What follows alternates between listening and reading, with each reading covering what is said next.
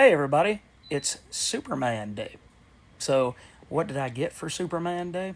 I picked up a few books, just two, but I wanted to share them with you guys so that you can see what your shop might have for Superman Day and you can go check it out on Saturday.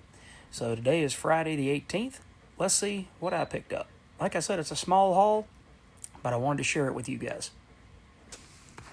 All right, so the first book was the first issue of Superman for All Seasons by Jeff Loeb, Tim Sale, with colors by Bjorn Hansen. And this is the special edition, it says.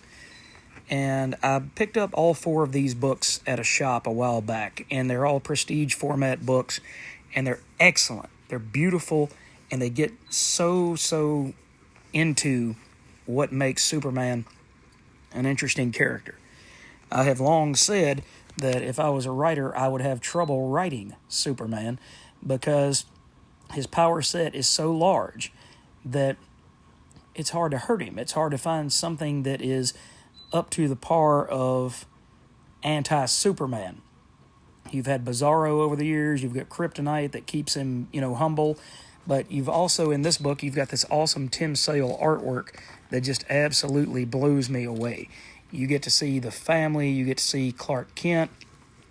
You get to see him as pretty much as a bumbling Kansas boy, which is not something you get to see very often.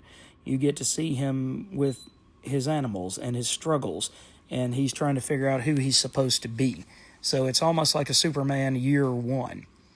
Well, you've got that book, and then the other book I picked up is this facsimile edition of Action Comics #1. It's full-sized, so you get to see how much bigger a Golden Age book is than a Modern Age book. So I would say it's sizable compared to the other. So you get this reprint of Action Comics that's on newsprint paper, so it looks really awesome. The colors have been reproduced just excellently. It looks like a brand new copy of Action Comics #1. But you also get these other backup stories that you don't always get. You've got Chuck Dawson, which is a Western. You get Zatara, the magician, and Zatara is the father of Zatanna, who got killed in an issue of Swamp Thing during Alan Moore's run. You get to see all of these different characters, and you get to realize that Superman was not this huge. You even get Marco Polo here. You get to see that Superman was not the main draw of Action Comics, the only draw of Action Comics back in 1939 when he first came out. Instead, you get to see all of these other characters that were equally as interesting back in the 1930s and 40s. So you had magicians, you had cowboys, you had all of these different characters that brought the action to Action Comics. But again, Superman was the granddaddy of all superheroes, and so today was the day that we celebrate the birth of Superman. You also get a bunch of different artists here. You get Bernard Bailey, who went on to co-create The Spectre with Jerry Siegel. You get Will Eli here with Scoop Scanlon. I believe this is, Fred Gardenier, who did Pep Morgan, who was a boxer. And so you get Pep, you get Marco Polo, which was done by Zen 11. Why do I think that's supposed to be 7-Eleven? But, hey, that's just me.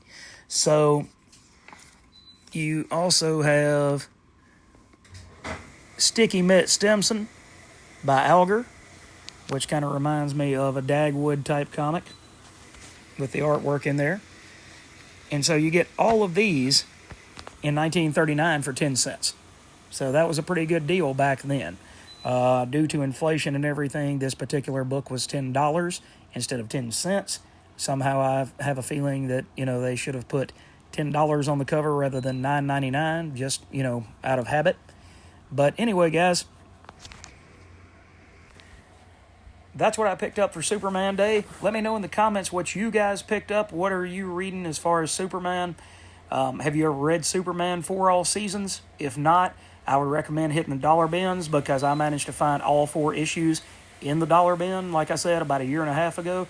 And then I sat down and read it all in one fell swoop. It was that good.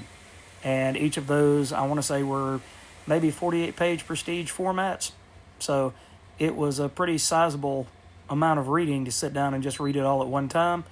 But it got to the heart of who Superman is and what makes him important. So anyway, guys, that's my report for Superman Day. Like I said in the comments, let me know what you picked up for Superman Day, and we'll see you in the next video.